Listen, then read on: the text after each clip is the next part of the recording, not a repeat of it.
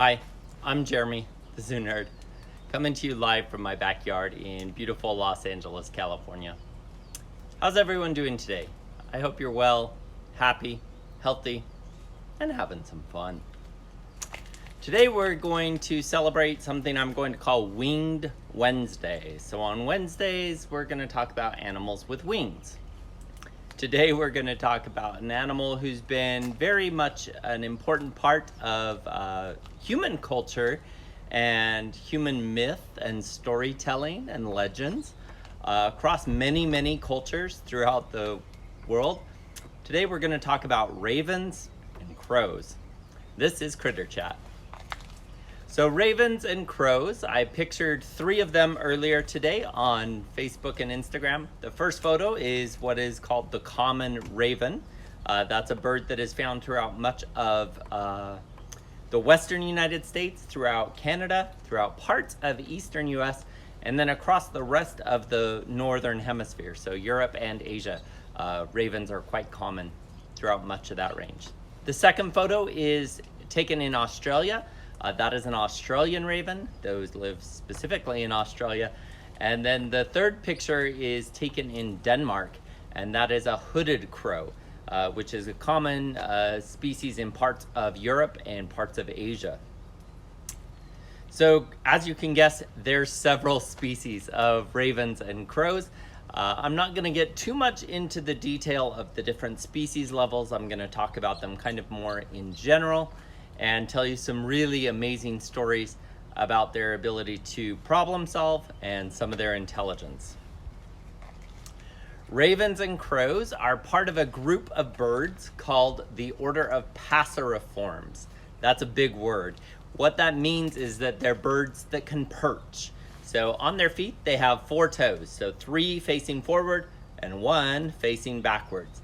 That means that they can perch or wrap their foot around like a tree branch or something similar. They are also often called songbirds, this group Passeriformes, and ravens and crows are a family of that called Corvidae, or the corvids, not to be confused with COVID. That's something very different. Corvid, there's an R, includes the ravens, the crows, magpies, and jays. With that being said, the common raven is the largest songbird by weight in the world. They're pretty large birds, and although we wouldn't necessarily think of them as a songbird, genetically that is what they are. Their family of birds called the corvids includes about 150 species, and they are notoriously known for their intelligence. So today we're going to just focus on ravens and crows, which there's 44 species of those, all in the same genus called Corvus. There's 9 kinds of ravens. There's 35 kinds of crows. They live across most of the planet, with big exceptions of being Antarctica, which is a common exception, and also parts of South America, which is a little interesting. In those parts of South America where there's not crows or ravens, there tends to be a lot of different magpies or jays, so the smaller members of the same family. All of these birds are very smart. They're very good at problem solving.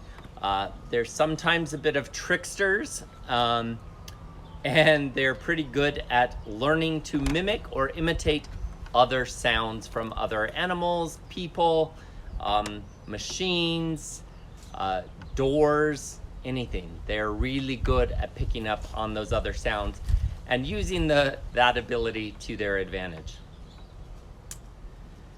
For crows and ravens, they are considered omnivores. Omni means many, vores means eat, so they will eat many things. That means they're kind of a plant eater and a meat eater, and they'll catch and eat small mammals, things like rodents, sometimes bigger things like squirrels, lizards, sometimes snakes. They'll eat other birds, they'll eat other birds' eggs, but they'll also eat a lot of plants, things like nuts and seeds and fruits. And much to the dismay of many farmers, grain.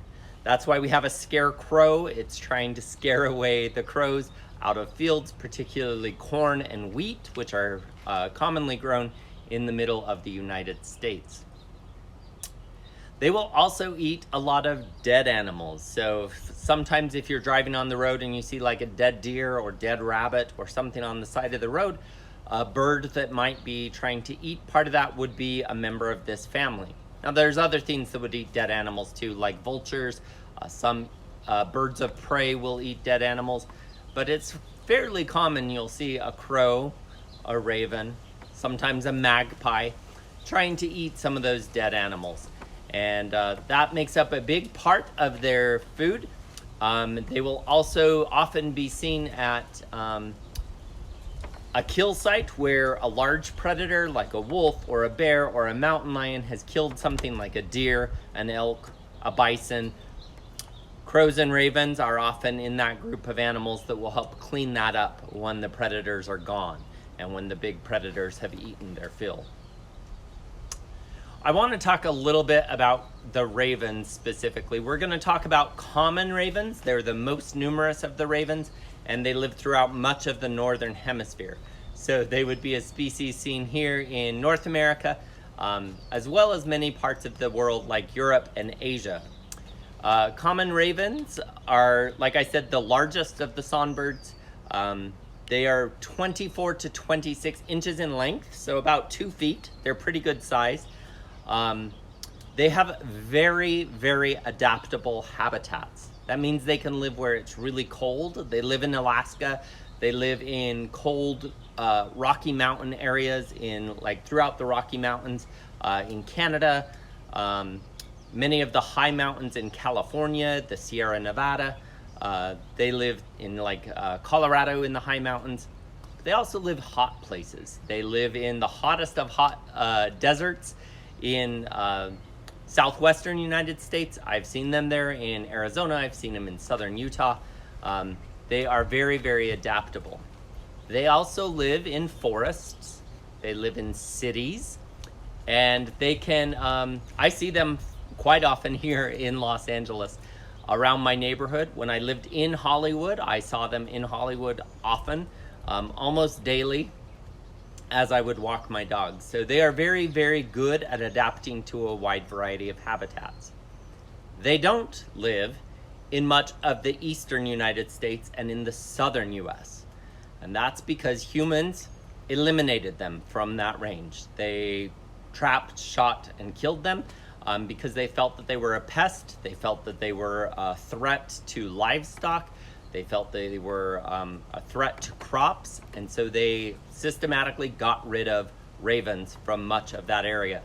And although ravens' populations are on the increase, they're slowly recolonizing some of that area, particularly in the northeastern United States and in the areas around the Great Lakes. They're starting to show up again, coming down from Canada. They live throughout Europe, throughout Asia, but somehow in the US, we got rid of them in about 2/3 of our country. Ravens are all black. Their beak is black, their eyes are black, their feet are black, their feathers are black.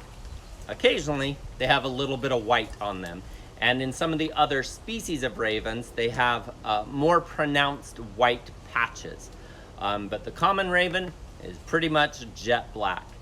If it's in the light in a certain way, you can sometimes see some iridescence in the feathers. That's some shiny, almost metal-looking colors. Those are usually kind of blues, greens, and purples. So although they're very black, they sometimes look like a bunch of different colors if the light catches the shine on their feathers just right. Ravens have a thick neck. That's most visible from the side. Sorry, I got bugs on me.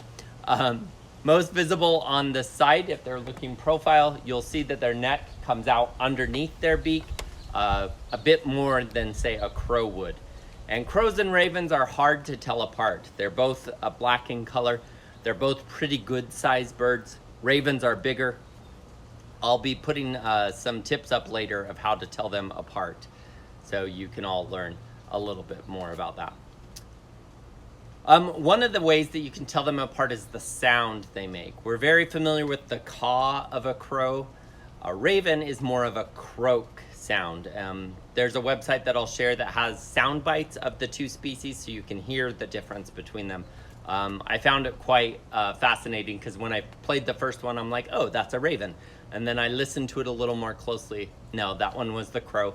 The raven has it sounds almost more like a bird and a frog mixed kind of sound, but it's pretty interesting. Ravens are typically seen in pairs. There's usually two of them. Not always, sometimes they're by themselves, but it's really rare you'll see ravens in more than two. If it is, it may be parents with their chicks who are now fledged, who can fly, and who are learning how to be ravens. Their courtship display is very acrobatic. It involves a lot of dives and rolls and twists and turns in the flight pattern. So it's pretty dynamic, and they have a pretty good wingspan of between 3.5 to 4.5 feet. They can weigh up to about 3 pounds. The other thing that is an easy way to tell a raven from a crow as they're flying is their tail shape. Ravens have more of a wedged shaped tail, so it's a little longer in the middle, whereas crows tend to have ravens are a little more blunt across the back. Crows are a little more fan shaped. The tail feathers all kind of make a nice like circular fan, so it's a little more pointy and direct with ravens. Let's talk a little bit about crows. Here in America, the crow you will most likely see is called the American crow. There are a few other species. They tend to be in like near the edges of the US, like in the southwest or up in the northwest or on the east coast. They live throughout most of the United States with the exception of the extreme deserts in southern Arizona, New Mexico, and parts of western Texas. Ravens are in that spot, but crows are not. A group of crows is called a murder of crows. You may have heard that before. I think that's pretty genius and also a little foreboding. Both crows and ravens have often been associated with bad luck, bad news, or evil spirits by many cultures across the world. So it's not a big surprise that a group is called a murder. Crows will often be in a small flock or a murder, 10 to 12 individuals. They are actually usually related, so it's kind of an extended family with different pairs. The pairs all have their own nest site, but they'll kind of hunt together, they'll socialize together throughout the day, they'll look for food together, and occasionally they work together to get food. A group of ravens, by the way, is called an unkindness. I don't know how they quite got that name, other than people also fear ravens and thought that they were unkind. Let's talk a little bit about the intelligence of these birds. There's a lot of birds out there that are smart. There's a lot of birds out there that are not that smart. Ravens and crows are at the top of the list. They are super, super smart. Yes, some parrots are very good at problem solving. Some parrots are very good at using their beak to open things.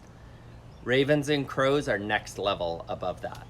I think this can best be told through a number of stories. So the first story is kind of observations that were made as they reintroduced wolves into Yellowstone. Ravens live in Yellowstone year-round. The winter in Yellowstone is a very hard time to be an animal.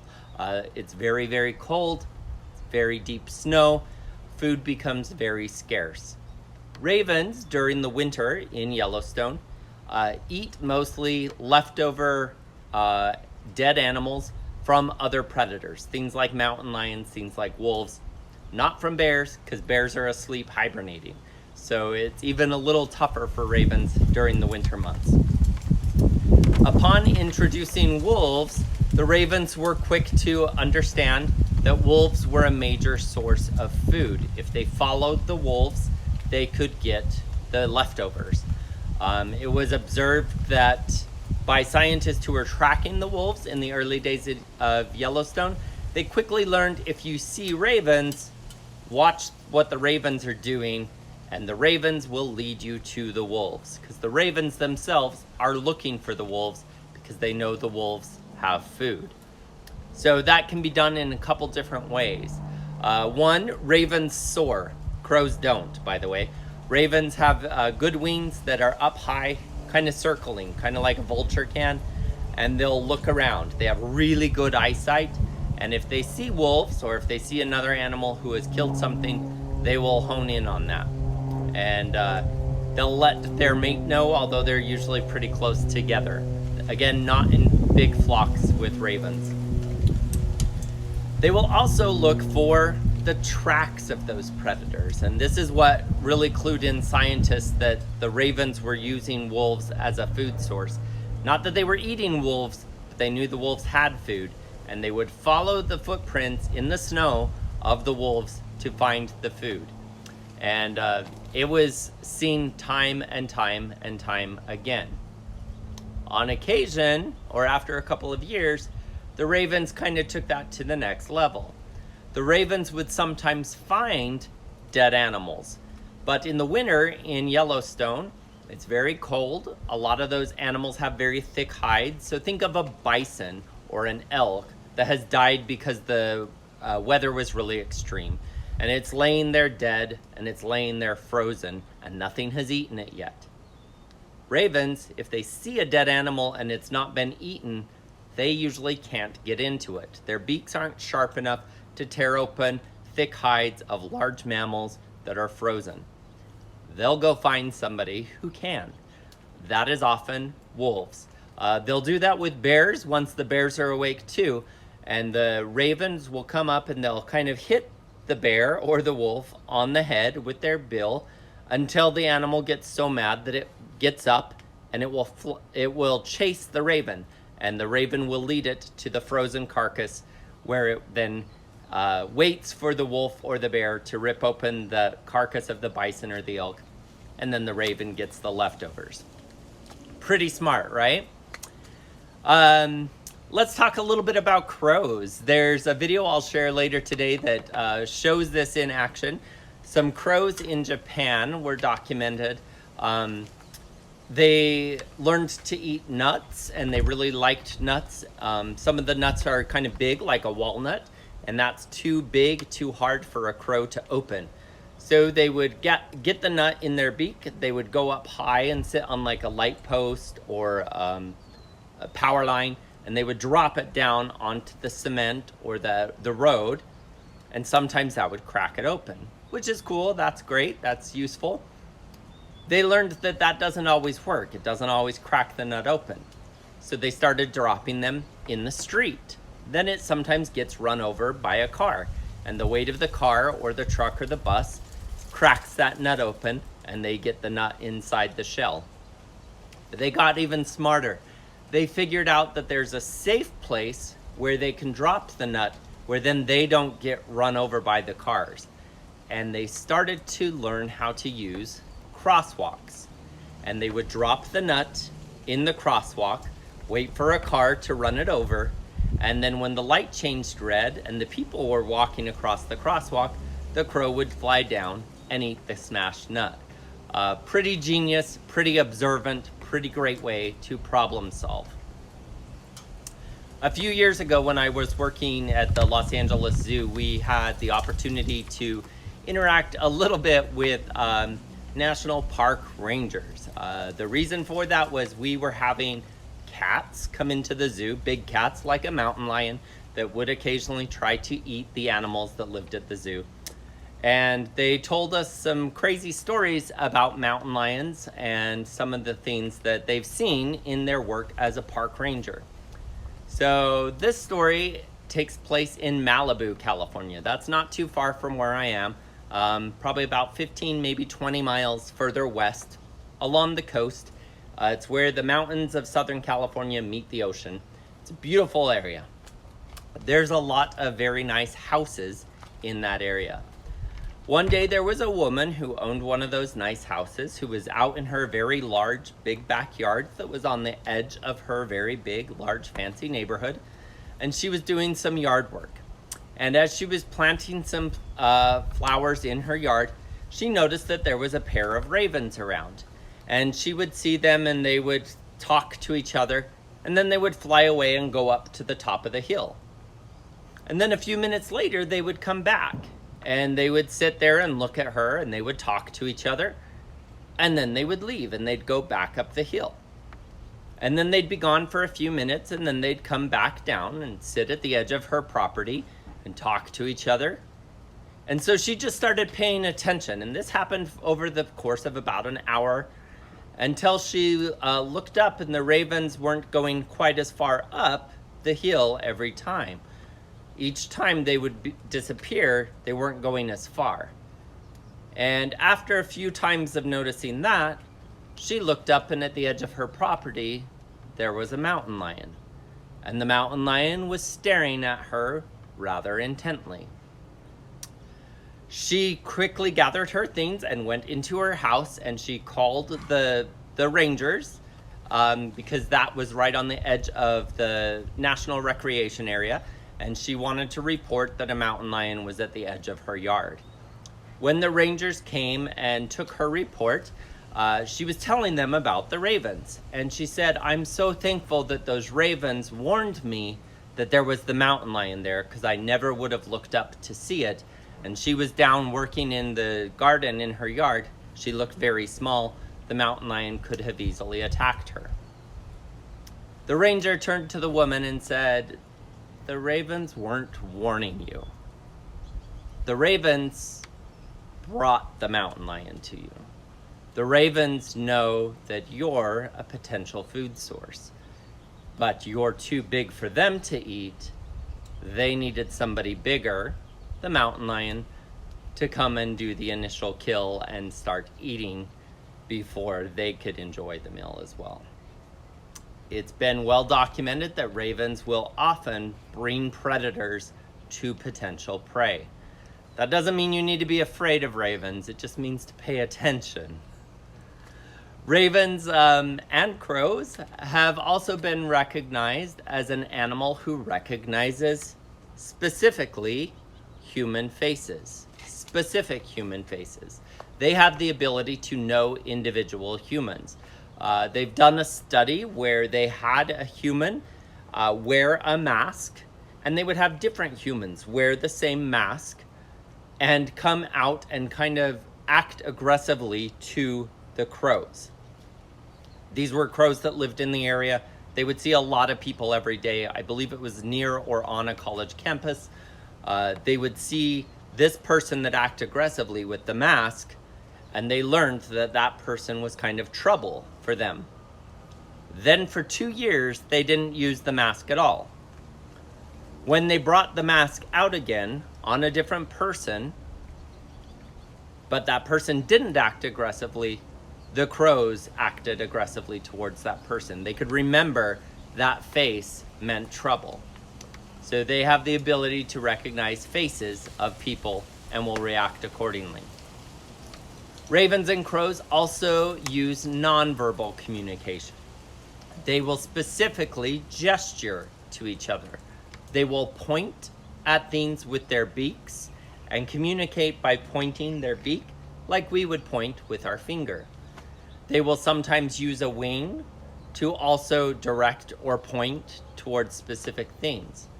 They will hold objects in their bill or their beak to attract the attention of their mate or their other members of their little flock.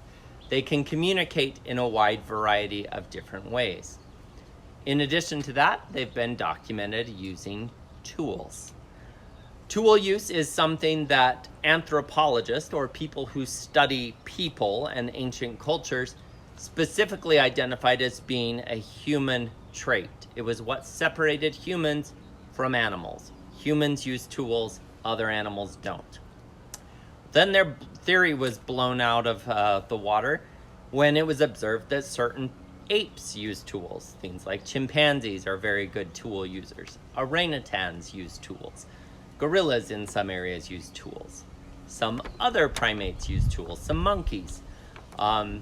Some can say that marine mammals sometimes use tools. Sea otters use tools. Whales and dolphins can use tools. But this, with the crows and ravens, was the first time a non-mammal has used tools. It's been well documented that they'll sometimes use tools. They will also sometimes see something that they might need as a tool later, and they will save it. They'll put it in a special place near their nest or in a place where they store food. Yeah, they also store food. So if there's a lot of food around, they have special little places called caches, like a squirrel gathering nuts for winter, right? Crows and ravens will also store food for times when there may not be as much food around. In addition to that, crows and ravens who have been raised by people or live in captive settings often pick up human sound. They can mimic human voice. They'll learn how to mimic specific voices.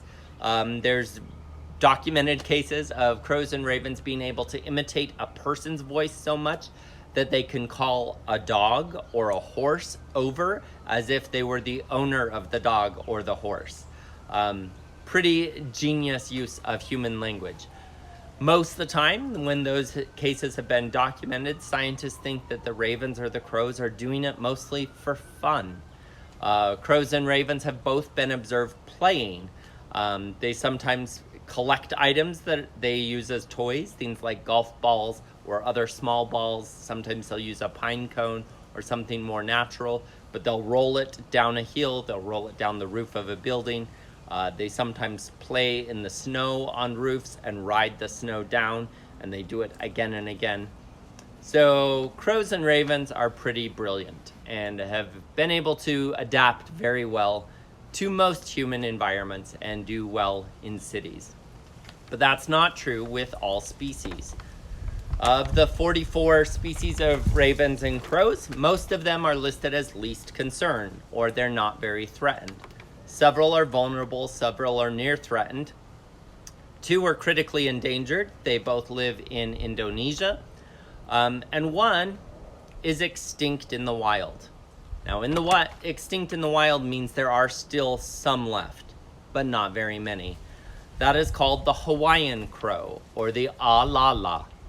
The alala is a crow that is native only to the Hawaiian Islands, and throughout much of its range, it typically lived kind of higher up on the mountains, not right at the ocean level, but a little higher up, through the forest.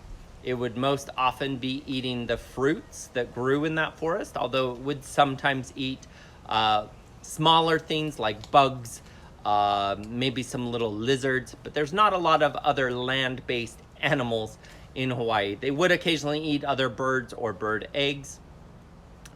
But when people started coming to Hawaii more and more, not just the native Hawaiians, but once other people started coming, other animals started to come more and more too. Things like cows and goats and sheep. And many of those animals started to eat those plants that grew the fruit in much of that forested area on the Hawaiian Islands. And that severely diminished what the Hawaiian crows were able to eat. In addition to that, people also brought cats and rats, and they brought some snakes, which were not native to Hawaii, and then to try to get rid of the snakes, they introduced mongoose from Asia to try to eat all the snakes. Now there's a problem with mongoose that live all over in Hawaii, and the mongoose also look for something to eat, and the mongoose, cats, and rats sometimes eat the baby Hawaiian crows. This has caused a big chain reaction of problems, but in addition to that, the crows in Hawaii were not respected by the people who lived there, and for years they would hunt them, they would trap them, they would shoot them just because they thought they were a nuisance. And it got pretty bad into the late 1990s when there were only 20 of them left. At that time, they were caught and they were brought into a special breeding program that is run by a bunch of different organizations, including the National Park Service, U.S. Fish and Game, and the San Diego Zoo. The San Diego Zoo is kind of the ones who do the day-to-day operations of this organization, called the Hawaiian Endangered Bird Conservation Program. That's our special shout out today. Since the 1990s, they have been breeding the Hawaiian crow in a captive setting where they are safe from many of those potential predators, and they have available food to eat, and they're not going to get shot by people. So they were able to bring that population up to over 100. Last estimate I saw was 115 birds that were at the center. And then about 5 years ago, they started reintroducing them into the wild, into a protective setting. When they first reintroduced them, they learned that it was no longer necessarily a safe environment. Many of the birds that they initially reintroduced died. They died of disease, they died of problems with predators, they died of lack of food. So they've since made some changes. They've fenced off some areas, they've eliminated some of the competition eating the food, they've eliminated the predators in that area, and they're very, very careful watching for disease. Now they've able to release a couple more of the Hawaiian crows, and there's about 20 of them living free in a reserve on Mauna Loa. That's one of the big volcanoes on the Big Island. In September of 2019, they released 7 more into that population, and they've seen signs of courtship, but they have not actually confirmed babies being born yet, but they are hopeful that that is the case. I'll be posting some more information about the great work that the Hawaiian Endangered Bird Conservation Program is doing. They've done a lot to help out many kinds of birds, not just the Hawaiian crow, but they've saved this bird from extinction so far, and things are looking good for the potential future. I hope you've enjoyed what I've shared with you today about ravens and crows. They are truly fascinating birds. I have never worked with them in a zoo setting. I've observed them many times in a zoo, and I've observed them many times in the wild. I absolutely love watching ravens when I visit places where ravens live in like a national park. 2 places I've seen them a lot, Yellowstone and at Lake Powell in southern Utah, which is pretty great because one is a very lush forested mountainous environment with tons of animals, and the other is a very stark desert environment that is pretty hot during the summer and not a lot to eat year round. So it's pretty amazing how remarkable and adaptable they are, but always very fascinating birds and highly intelligent. I'll be sharing some really cool information later today on the Facebook profile, so make sure you check that out. And until tomorrow, be happy, be healthy, be safe, have some fun. And feel free to like, share, follow, and subscribe to any of my content across Instagram, Facebook, YouTube, and at my website, jeremythezoonerd.com. Goodbye. See you tomorrow.